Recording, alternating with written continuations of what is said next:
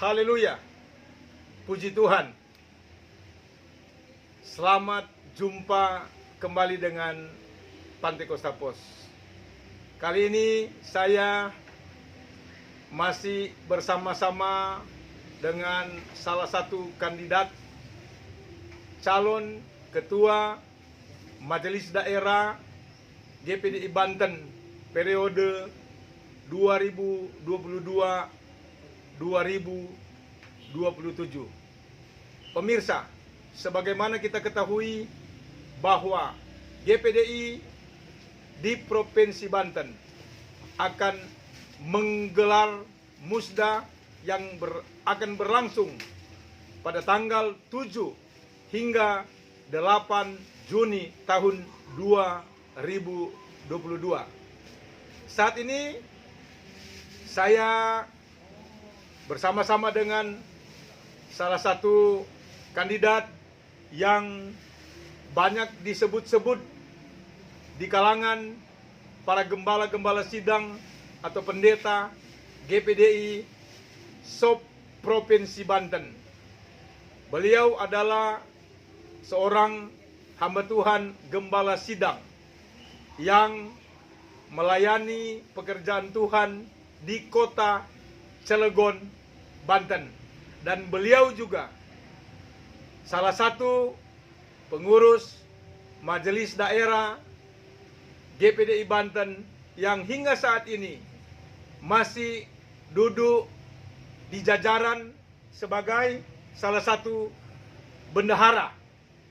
Dan pada kesempatan ini terkait dengan semakin dekatnya musda digelar, saya ingin bincang-bincang yang terkait dengan ada cerita-cerita di kalangan gembala-gembala dan pendeta-pendeta GPDI khususnya di Banten, bahwa dari jumlah 260 gembala atau pendeta yang tercatat di GPDI Banten, yang seharusnya 260 gembala pendeta ini akan ikut bermusda, akan ikut ambil bagian untuk memilih mendapatkan salah satu calon ketua MD terbaik yang akan memimpin GPDI Banten. Namun apa yang terjadi bahwa ternyata ada sebuah aturan atau peraturan daerah yang sengaja dibuat oleh majelis daerah yang saat ini, dan aturan itu berhubungan erat dengan tidak membolehkan hampir 100 gembala tidak bisa ikut dalam konsentrasi musda, karena aturan yang dibuat cuma 15 kali atau dibuat aturan kalau 15 kali tidak membayar perpuluhan dan 20 kali tidak hadir dalam pertemuan-pertemuan wilayah GPDI Sub Provinsi Banten setiap bulannya, maka hampir 100 gembala atau pendeta ini kena dengan aturan tersebut dan tidak bisa memilih. Untuk itu saya bincang-bincang dengan pendeta Dr. Denny Mokoagau. Selamat malam Pastor atau pendeta Denny. Nah, terkait dengan tadi yang saya sudah kedepankan, bagaimana seorang pendeta Denny Mokoagau menyikapi hal tersebut? Ya, setiap organisasi itu ada aturannya, dan tentu saja aturan itu untuk demi kedisiplinan atau keteraturan dalam kehidupan berorganisasi. Nah, termasuk di dalamnya organisasi GPDI yang dipimpin oleh Badan Majelis Daerah GPDI Banten.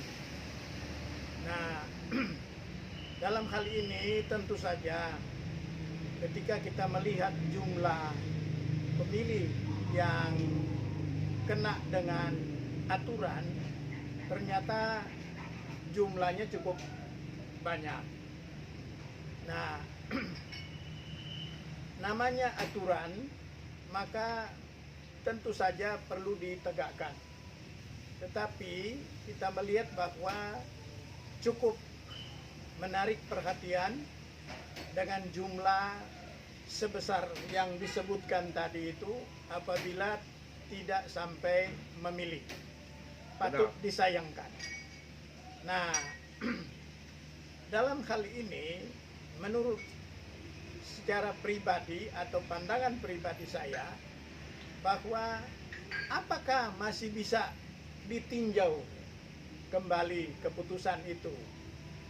Nah, ataukah ada semacam keringanan. Nah, demi supaya yang kurang lebih 100 itu bisa memilih. Benar. Nah, tentu saja ini bukan kewenangan saya untuk memutuskan. Hanya barangkali melalui percakapan ini, apabila bisa ditinjau kembali, barangkali itu sesuatu yang perlu dipertimbangkan. Artinya gini Pak, menurut yang saya mendapatkan informasi bahwa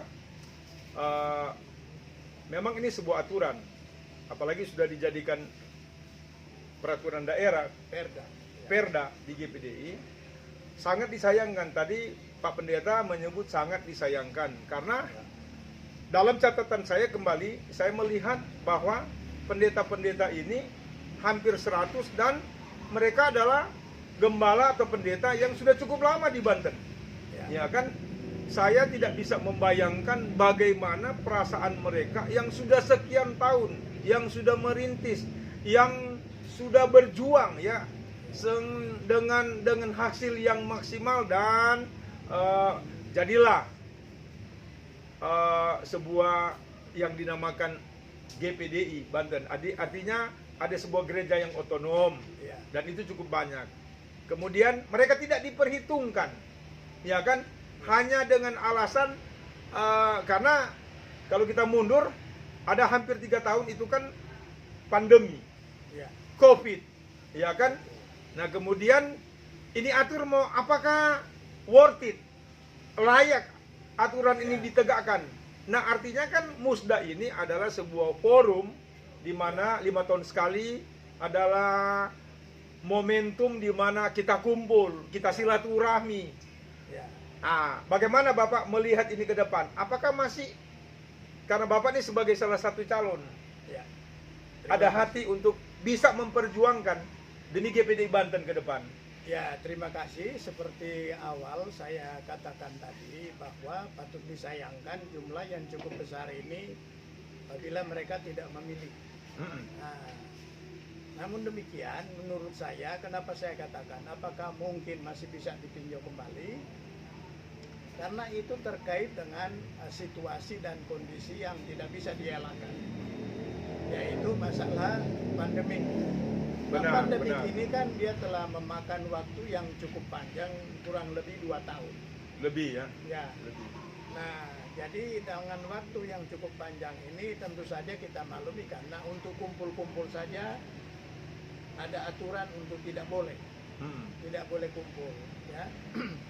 Jadi itu yang maksud saya, bukan berarti lalu kemudian kita mengabaikan aturan dalam hal pendisiplinan. Namun demikian, adakah ruang untuk semacam katakanlah dispensasi? Hanya itu tidak dalam satu kewenangan saya, ya.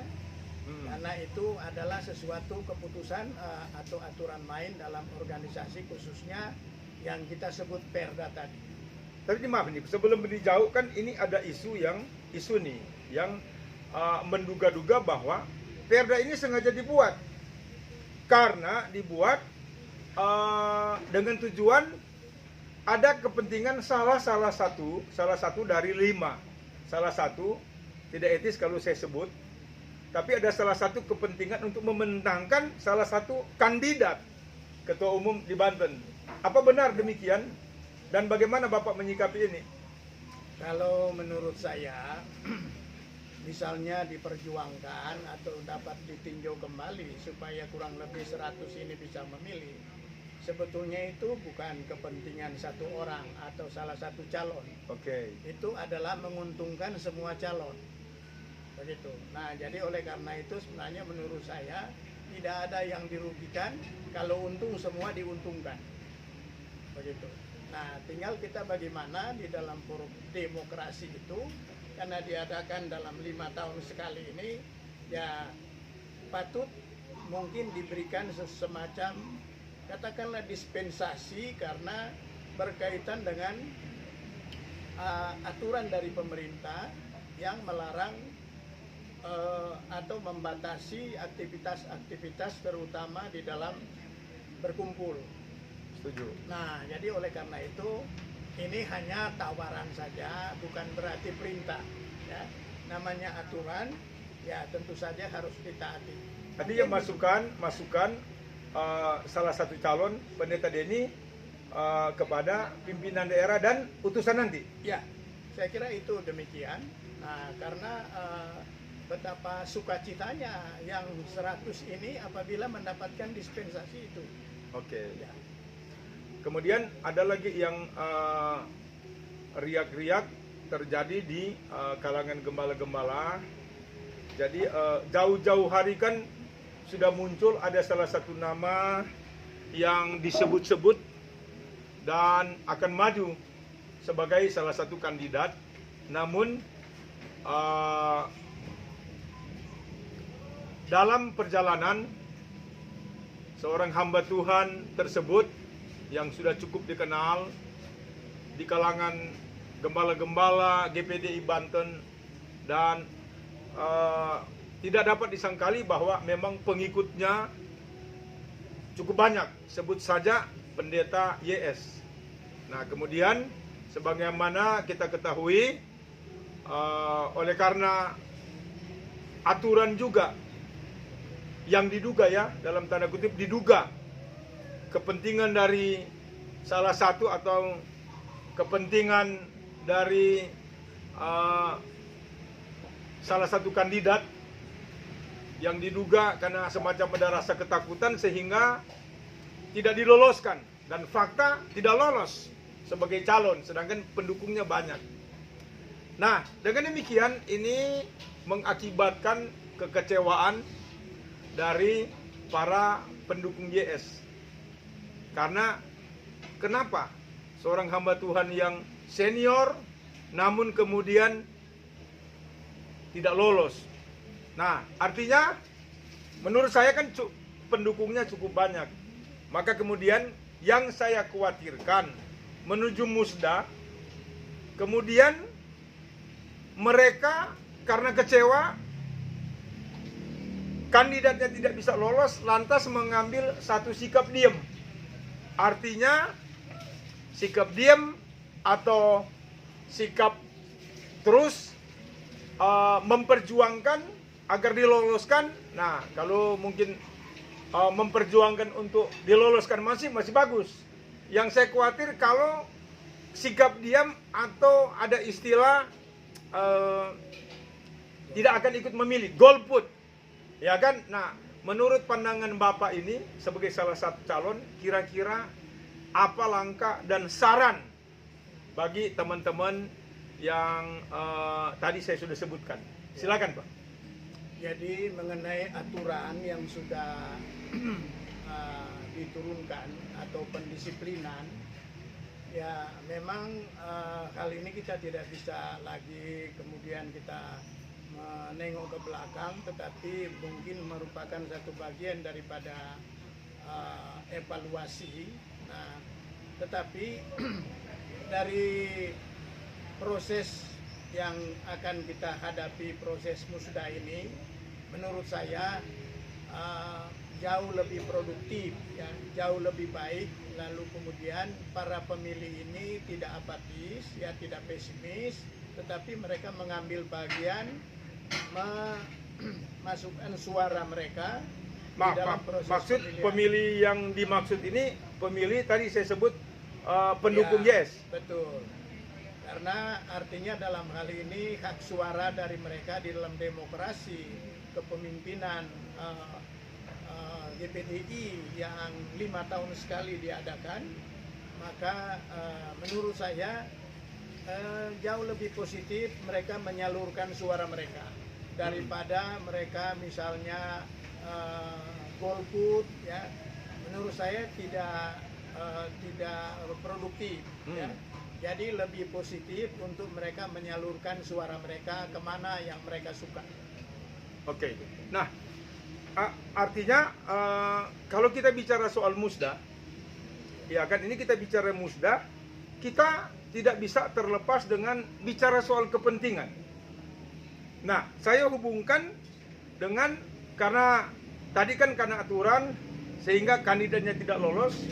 Nah, kemudian Pendeta Denny mengatakan alangkah lebih baiknya suara itu jangan golput, Ya. harus disalurkan untuk kepentingan GPDI ke depan. Ya. Nah, menurut Bapak disalurkan kemana?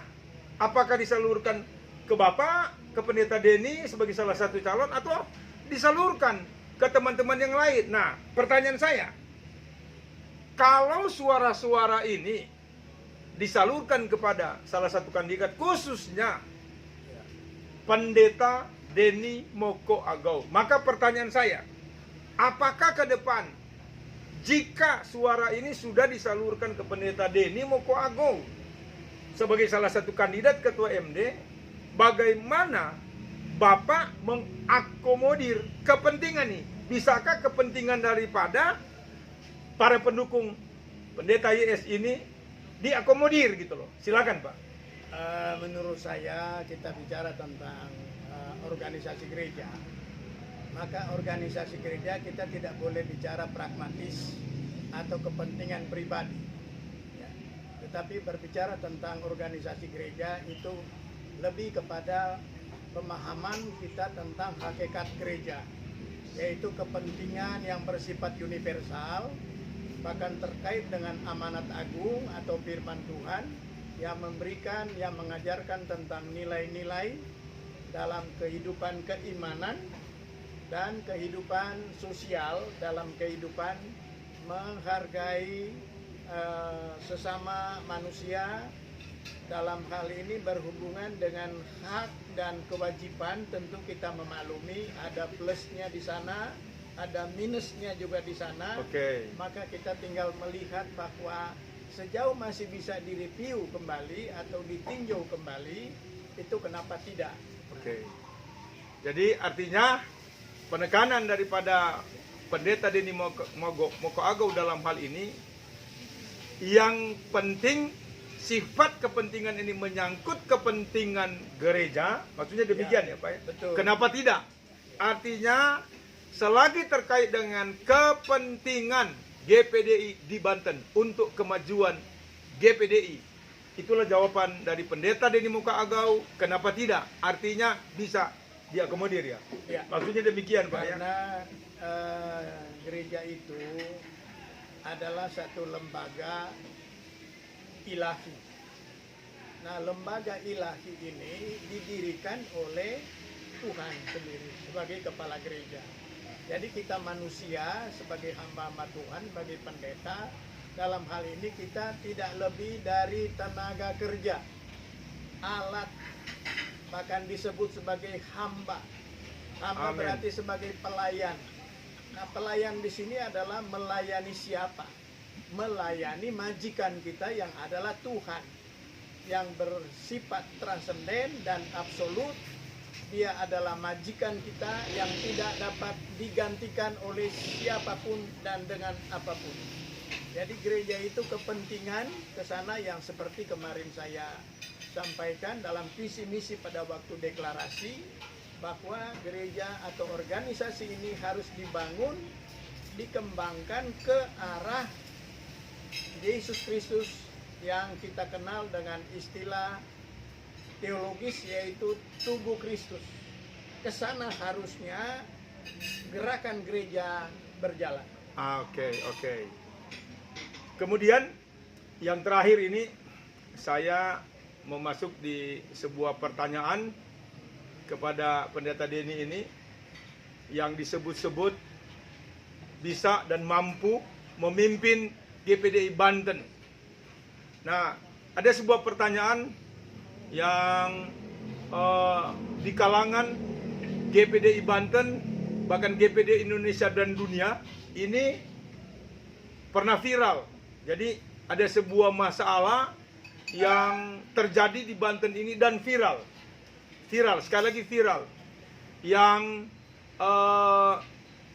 di media sosial juga muncul, yang terkait dengan kasus kepemilikan ruko blok G nomor 10 di Mahkota Mas Banten, yang ruko tersebut masuk ke ranah pengadilan dan hingga saat ini masih berproses. Artinya pimpinan gereja di Banten membawa masalah ini masuk ranah hukum. Nah, ini sangat bertentangan dengan aturan main anggaran dasar, anggaran rumah tangga GPDI yang terkait dengan pasal 33 ayat 9 dan 10. Nah, ini masih sedang bergulir dalam kepemimpinan yang sedang berlangsung sekarang. Nah, pertanyaan saya, ini penting sekali untuk saya rasa bisa dikedepankan, agar ke depan banyak orang menginginkan masalah ini menjadi selesai dan riak-riak ini tidak ada lagi ke depan.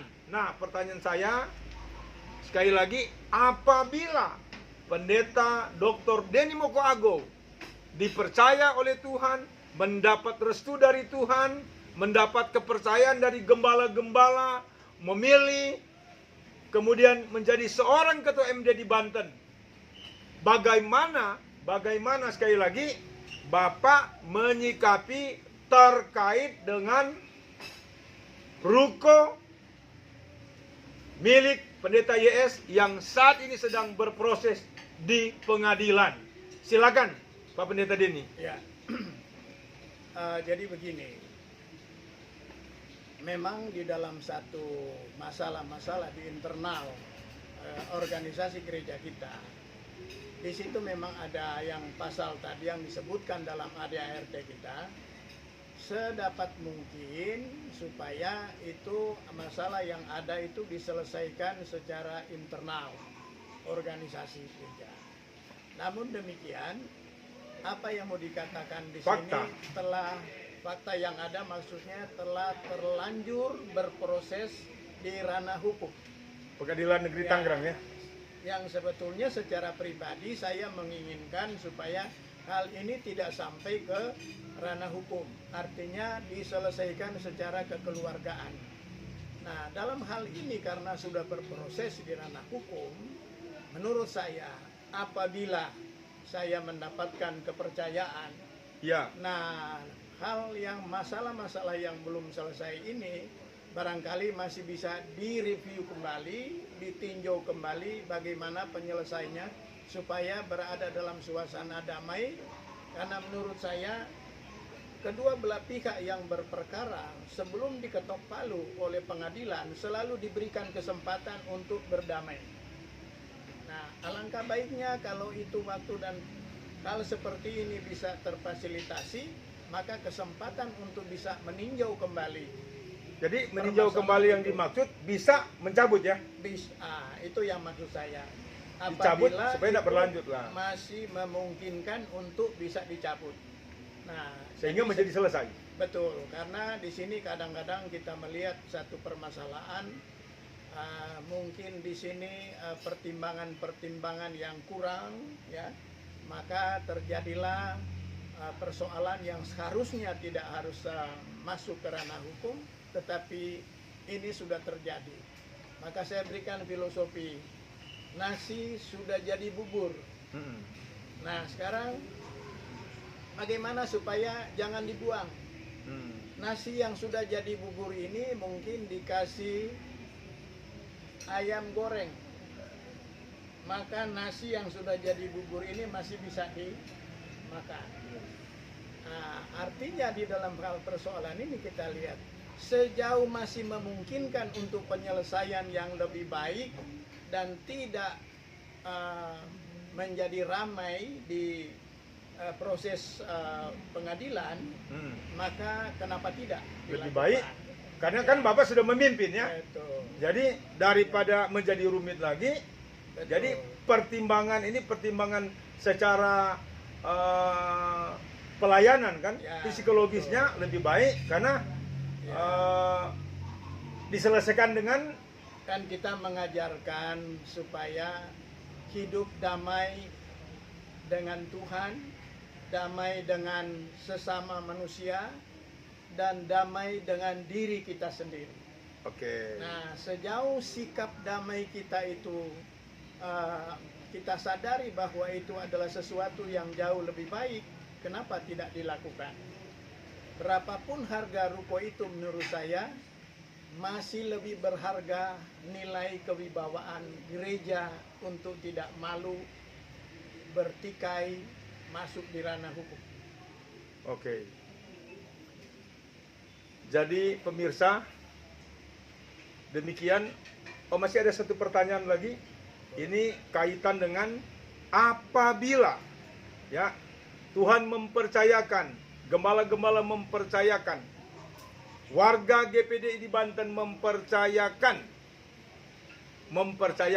Bapak memimpin Banten. Ini terkait dengan kepentingan Banten yang lebih besar. Nah, ini tentu saja terkait dengan nilai kepemimpinan Pendeta Denny. Artinya seperti apa GPDI Banten ke depan itu tergantung kepada seperti apa Bapak memilih dan mengangkat pengikut-pengikut bawahan-bawahan yang nantinya akan dipilih, dijaring untuk dapat bekerja sama dengan baik. Nah, pertanyaan saya, kira-kira terkait dengan struktur kepemimpinan ke depan itu, ini kan kalau nanti Tuhan percayakan, kira-kira bayangannya seperti apa? Barangkali bisa dikedepankan? Ya, jadi menurut pandangan saya bahwa memimpin organisasi itu memiliki satu kriteria tertentu. Jadi bukan soal siapa dekat di hadapan, tetapi sebaiknya memimpin organisasi itu pertama adalah memiliki kriteria kompetensi, lalu kemudian berintegritas. Nah, sehingga di dalam memenuhi kebutuhan organisasi itu dia punya kompetensi, berintegritas, maka jaminan untuk dia menjadi bagian daripada kepemimpinan yang kredibel itu bisa dibangun dan bisa terwujud, sehingga kepemimpinan gereja ini menjadi satu kepemimpinan yang mempunyai nilai kesaksian. Kita menjadi terang, menerangi hal-hal yang gelap dalam dunia saja. Kita mengenal tentang apa itu manajemen yang diterapkan, good governance. Kenapa di gereja tidak memberikan contoh tentang hal ini? Khususnya kabinet itu bisa win-win solution ya? Ya, jadi di dalam kabinet ini juga menurut saya kriteria utama adalah dia memiliki kompetensi tadi. Ya, jelas Gitu. ya. Jadi tidak mencari-cari kedudukan, Ya. tetapi kedudukan yang mencari dia. Karena menurut saya lebih baik kita dalam posisi dicari daripada kita mencari kedudukan. Oke. Kalau dunia saja seperti tadi sudah disebutkan good governance. Artinya kalau dunia dia bisa membuat yang terbaik untuk kemajuan sebuah negara atau sebuah organisasi perkantoran kah, perusahaan kah. Nah, ini kan kita bicara soal organisasi gereja. Ya. Nah, artinya saya jarang melihat ada seorang tokoh perempuan, Pak, yang masuk dalam kepemimpinan struktural organisasi. Ya. Nah, kalau Pak Denny ke depan mendapat kepercayaan, apakah ada tokoh perempuan yang bisa duduk dalam kabinet? Sekarang dalam hal kepemimpinan sebenarnya kita tidak membeda-bedakan soal masalah gender, ya. Sejauh dia punya kualitas, kenapa tidak? Jadi bukan soal dia laki-laki atau perempuan. Sebagai satu contoh, kita di Indonesia, Menteri Keuangan kita diakui seluruh dunia sebagai Menteri Keuangan yang terbaik. Nah, itu yang kita lihat, informasi yang kita dapat. Nah, di dalam gereja kalau kita menemukan seorang wanita yang memang punya kualitas, punya mutu, kenapa tidak diambil? Contoh kalau di GPI Banten kan ada seorang tokoh perempuan, sebut saja Ibu Pendeta Gracie Loy. Itu kan jemaatnya besar, Ya, gereja besar. Nah, betul. ini karena saya langsung bertemu dengan Bapak, bagaimana pendapat Bapak? Apakah tokoh ini bisa diperhitungkan atau tanggapan Bapak seperti apa gitu loh? Menurut saya bukan lagi diperhitungkan, sangat mungkin. Sangat mungkin ya. Ya, sangat layak untuk bisa masuk di dalam satu kepengurusan demi untuk Banten. Oke. Ya. Pemirsa, demikian bincang-bincang singkat dengan Pendeta Dr. Denny Bruce Mokoago MA MPDK. Mudah-mudahan bincang-bincang Pantai Costa Pos dengan salah satu kandidat ini akan menjadi atau dapat diperhitungkan oleh para sahabat-sahabat yang mendapatkan mandat untuk memilih, mencari, menentukan satu orang terbaik di GPDI Banten. Dan mudah-mudahan 2 ya Pak ya. Coblos Coblos nomor 2. nomor 2. Victory. Victory. Haleluya. Haleluya.